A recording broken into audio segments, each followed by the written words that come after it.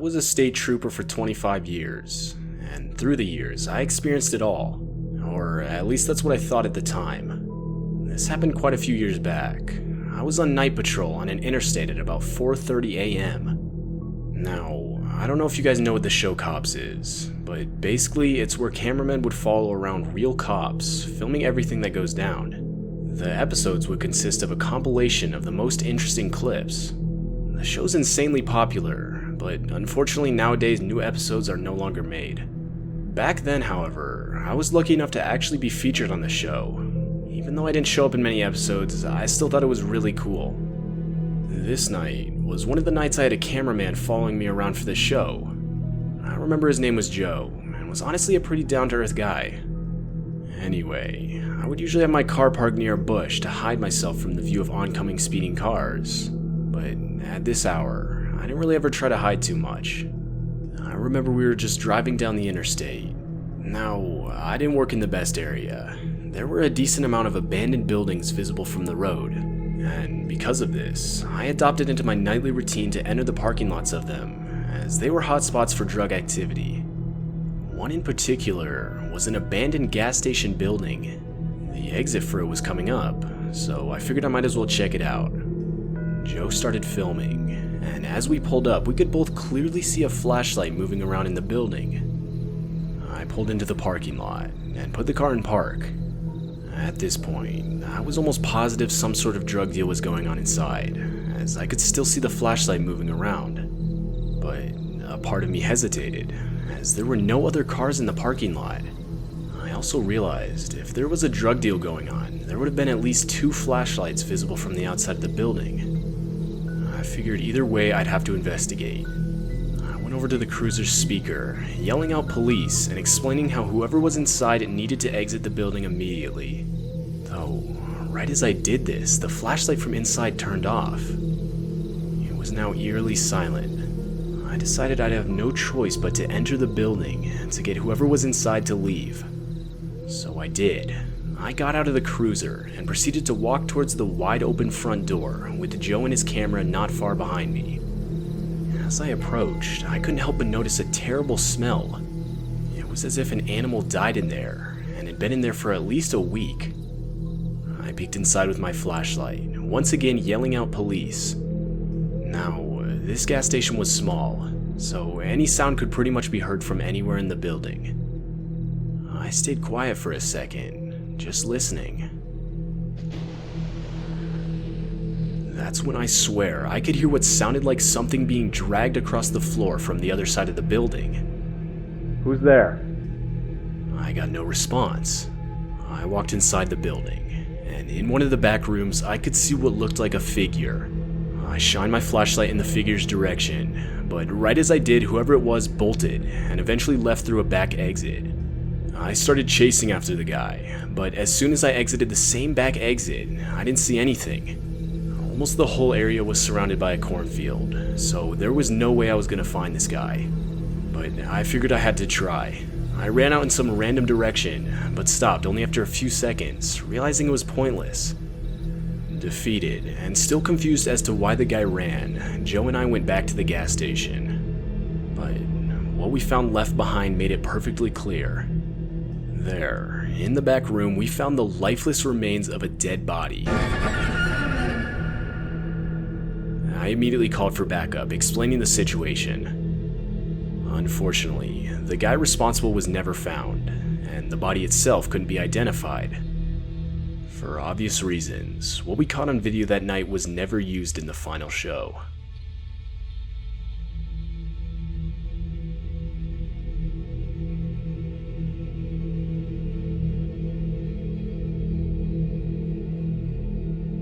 I'm 22, and recently became a highway patrol officer. I would usually patrol less busy highways, and like I said, I was just recently hired, so in terms of experience, I didn't have much. I'm not gonna lie, the first few weeks were kinda stressful, especially considering us patrol officers almost always worked in one-officer cars. Though, at this point, being about 3 months in, I was a lot more comfortable with the job. I almost always worked night hours, usually from 10 p.m. to 6 a.m. At At first, I thought it was annoying, but the more I did it, the more I realized why. I would give out countless tickets to the late-night reckless drivers, way more than I would in the day hours. Anyway, I was driving down the highways like I usually would. It was around 2 a.m. on a Thursday, and was honestly pretty dead. I kept the car at a steady 65 miles per hour. These highways were almost completely covered by forest, so I would always try to go at a slower pace in case a deer jumped out in front of me. I was driving for around 10 minutes, and I hadn't even seen another car. Usually, I'd have at least one car pass every 30 seconds or so, even at this time of night. As I'm rounding another bend, I noticed a vehicle with its hazard lights on, maybe a quarter mile ahead of me. It was some sort of sedan, dark colored, and was angled to where only part of it was on the shoulder, while the rest of it was jutted out onto the road. As I got closer, I noticed the driver's side door was flung wide open, meaning it was pretty much covering the whole lane. I obviously couldn't ignore this. I pulled up behind the vehicle, radioed in I'd found some vehicle with its hazards on, and got out. I walked up to the car with my flashlight. The inside light of the car was on, but nobody was inside. I instantly realized how weird the whole situation was. I mean, the keys were still in the car, with the engine still on, but nobody was around. I flashed the light of my flashlight all around, but I couldn't see anything except trees. Hello? Is anyone there? About a minute passed with no response. I was about to radio in the situation when I saw something. I looked near the tree line, and I could see a man in a mask just looking at me. Not like a face mask for COVID, or a ski mask or anything normal, but one of those masks you would see in the Purge movies. I instantly raised my flashlight in reaction, with my other hand holding onto my gun in my belt. But as I did, it revealed at least 3 or 4 other men all just looking at me. All of them were wearing masks and holding onto weapons. Some just baseball bats, but others had guns, with one even having a full-on pump-action shotgun. I pulled my gun from my belt, now aiming it at them, informing all of them to drop their weapons. But, of course, not a single one did. I was now slowly inching back towards my car, still aiming my gun in their direction. I honestly felt sick to my stomach. I was terrified, and my heart was beating out of my chest. That's when I could hear the clear sound of rustling in the tree line behind me. At that point, I'd had enough and broke all character of being a police officer. I full-on sprinted back to my cruiser and booked it out of there. As I did, I noticed at least 7 people total on each side of the road, all in the tree line with masks on. A few seconds down the road, and I requested immediate backup. But I knew I was pretty far out, and it would take at least a few minutes for anyone to arrive. Finally, after a while, a few cruisers arrived, and I proceeded to show them where it all happened. But as we showed up, there was nothing. The car was gone, and there was no sign of anyone nearby, except the tire tracks on the side of the road they left behind. The whole situation ended up becoming a big deal, and for the next few weeks, we would have at least 2 or 3 officers within close proximity of the area. As far as I know, nothing further ever ended up happening. I still look back at the experience and feel if I responded differently, those guys would have been caught. But no, I ran like a coward, and now I have to live with that for the rest of my life. I still don't know whether those guys were a gang, cult, or something else. But either way, they're still out there, and that's all because of me.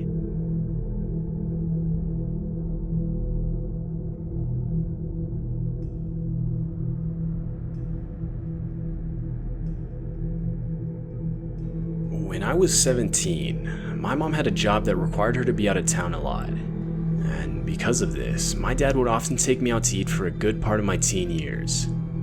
I remember one night we both decided to go to Pizza Hut for dinner. It was around 7 p.m., and my dad had just finished up his shift at work. Back then, my dad worked as a police officer, and at least at the time would work pretty normal hours.